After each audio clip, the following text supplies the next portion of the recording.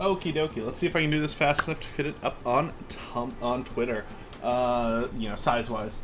So I just recently dropped a tip that said use rollable tokens for your mobs, but also your maps. So what this does here is, for instance, we have this forge that my players are going to be going to this weekend. They have a skill challenge to start all of this up. Which has a few things. First off, they're going to have to come over here. They're going to handle a little challenge here, and they're going to get this fired up. So I can go in here, choose sides, and then that shifts there. Boom.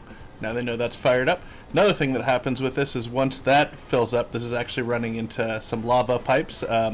We can say they're enchanted if you want to get all scientific and say lava doesn't burn hot enough to forge with, but still, it's cool. So then that lava has pipes that flow down and also kick up this area. So we can shift this up, and this also heats up.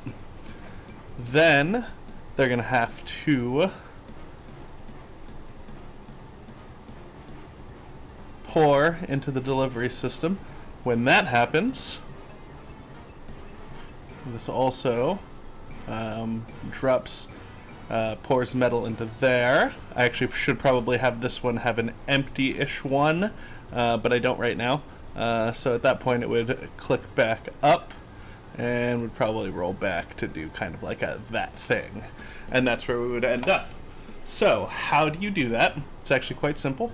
Go over here to these rollable tables on Roll20, which you can see here. And then you just upload them like you would any other rollable table. Each one would be a picture. That you click here, upload that, and then you'd click token to place it on the board. That's not the right thing. Let's go here. And so you'd start one here, and then you just set it on up. So that's the quick and dirty on how you use rollable tokens and the kind of cool stuff you can do with them. I just wanted to do that while I was here. Bye-bye.